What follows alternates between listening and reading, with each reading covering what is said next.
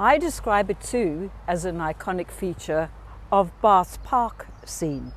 And indeed for 60 years, the people who live in this area have been subjected to many forms of chemical. And those chemicals have seeped into the ground and, according to Councillor Crossley, may in fact even have penetrated Bath water. They've affected the birds and the bees and the butterflies and other things, but more than that, the chemicals blow off the land and have actually rested on all these grade 1 buildings around us. And I think 60 years ago so many things were happening that we no longer tolerated today. For example, would we tolerate putting a golf course on what is a designated park, a small park at that, in the centre of Bath? I don't think so. Now, Kevin Guy, in announcing that they are going to look for an operator, says that this can be, and I'm quoting his words, an inclusive, multi-use leisure facility, park and community hub. Wouldn't that keep everybody happy?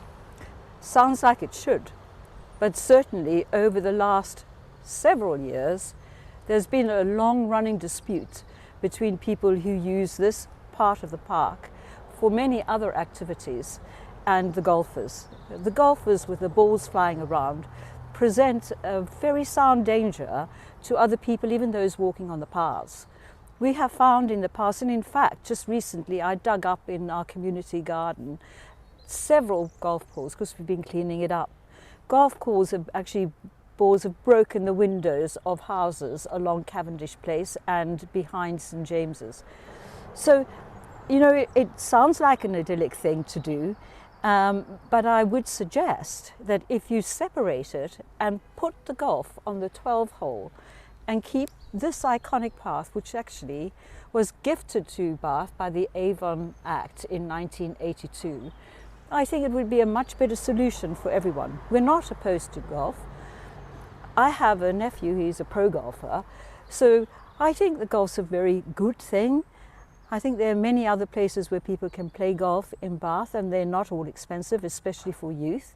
So I say keep this to the 12th hole and return this to park, as indeed it was returned to park in 2021. So why hasn't that compromise gone to the council? Because actually, Richard, I recall that you interviewed Councillor Crossley and you said to him, if this returns to parkland, people will get so used to using it as parkland, they won't want to see it returned to golf.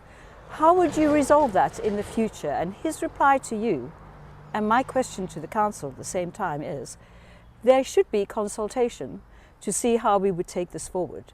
There has been no consultation. A lot has changed since COVID started, and there should be, and there isn't.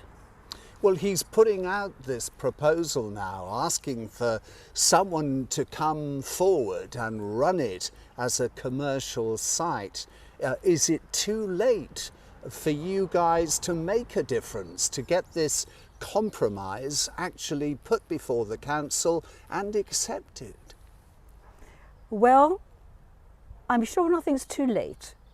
Many of us have written to Councillor Guy, and we've all had the same blanket standard reply, which he's sending out to everybody in terms of the golf is possibly returning and that a PPQ is about to take place. A public consultation? What does PPQ no, mean? It's a PPQ is a pre-quotation stage where you actually begin to gain information on what kind of people might be interested in running the parks as a park or as golf or as the kiosk with, but in each case it needs to be golf run with the kiosk or kiosk run with the golf. Nowhere at all does he mention anything about the use of chemicals, and the use of chemicals must be important for Bath City Council, who have a biodiversity project in hand, who believe that it's important to take care of our spaces. Why aren't they looking at this from a different perspective indeed? But Theresa, they are cash strapped. They are looking for someone to invest money in this site and run it for them. A business that will need to make a profit to be interested in coming here at all. Now, if that is accepted, that a business would take over this side, the 12-hole course, how can the 18-hole course site, this high common land, actually be run? Because it's going to cost the council money to maintain it. Rightly or wrongly, it's my belief that this kiosk here, if run properly, can actually put back into the land, can contribute to the maintenance of both these places. At the moment, the High Common has been maintained, but not to the nth degree, not as it was before. People are very happy with it as it is, with not so much maintenance. I mean, I hardly ever see anybody actually using the 12-hole. It's an empty space. Does it need to be maintained to that degree if it doesn't return? I don't think so. I agree with other people who said that parts of it, if not all of it, should be wilded, especially that section.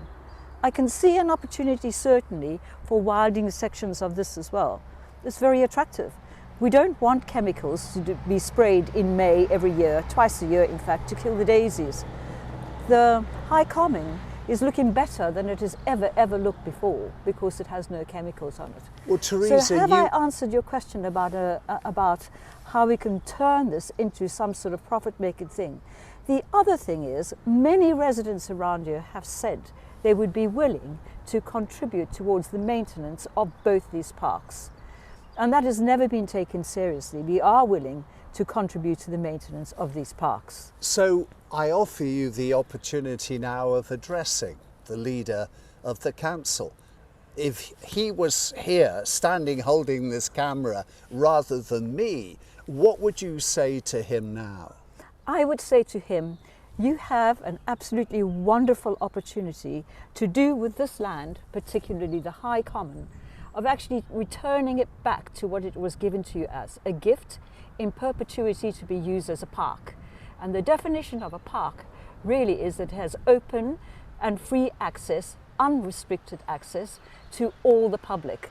That's what we ought to be having here.